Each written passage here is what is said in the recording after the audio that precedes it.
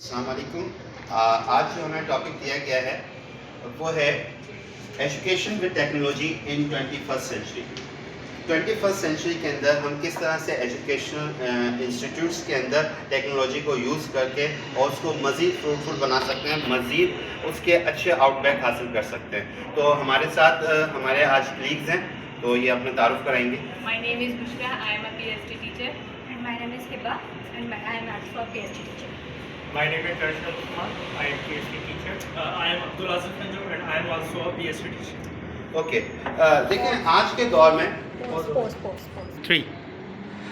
आज के दौर में जहाँ तक हम देखते हैं कि मुख्तलिफ यूरोपियन कंट्रीज़ के अंदर किस तरह से टेक्नोलॉजी को यूज़ करके टीचिंग स्ट्रेटजीज़ बनाई जा रही हैं, तो हमारी भी कोशिश ये है कि हम भी अपनी टीचिंग स्ट्रेटजी में ICT इंटीग्रेटेड चीज़ों को इन्वॉल्व करें।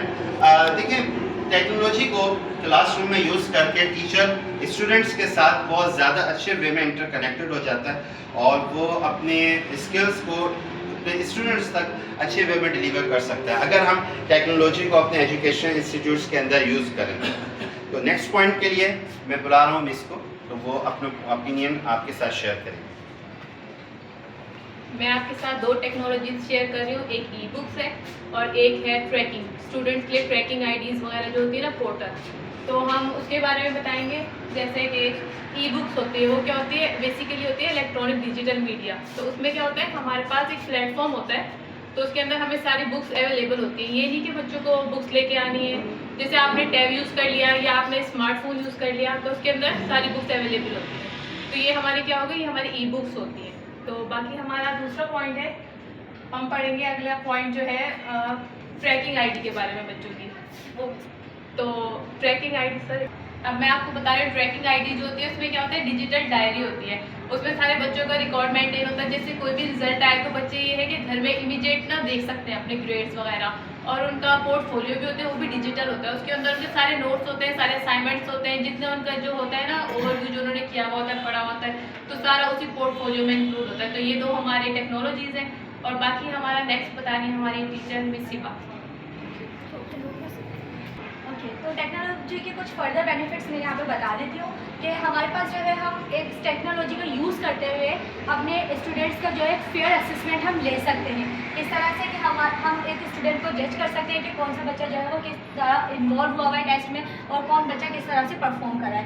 उसके अलावा हम टेक्नोलॉजी का यूज़ करते हुए सारे एक हम स्टूडेंट सेंटर्ड माहौल भी क्रिएट कर सकते हैं। वो किस तरह से कि जब वहाँ पे हमें कोई भी पोस्ट वगैरह कोई भी हम असेसमेंट शेयर कर रहे हैं तो वहाँ पे स्टूडेंट्स जो है वो उस पर कमेंट्स कर सकते हैं, पोस्ट कर सकते हैं। इस तरह से सारे स्टूडेंट्स की जो है वो इन्वॉल्वमेंट उसके अंदर शामिल हो जाएगी। और इसके बाद के जो कुछ पॉइंट्स हैं वो हमारे एक और कोलीग्स हैं, वो यहाँ पे आके आपके साथ शेयर करेंगे।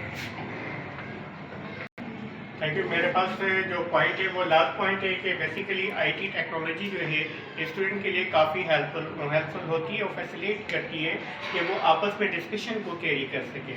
डिस्कशन में जैसे मिस ने पहले हमारे को बताया कि ई बुक के हवाले से और डिफरेंट बुक्स के हवाले से और डिफरेंट टेक्नोलॉजी जो कि IT में हम यूज़ कर सकते हैं, वो तमाम चीज़ें हम इसमें डिस्कशन भी कर सकते हैं व्हाट्सएप के ऊपर एक दूसरे के साथ।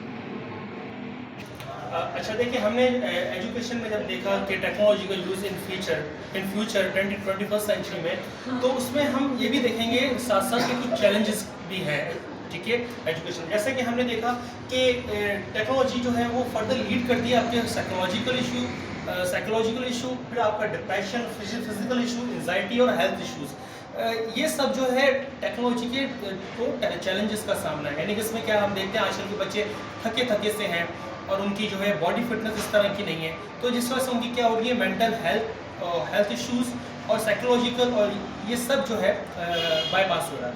जिस वजह से क्या हो रहा है, ये फर्दर अगर हम चैलेंजेस की साथ साथ बात करें तो हम देखते हैं साथ साथ जो है प्राइवेसी कंसर्न भी है बहुत ज़्यादा।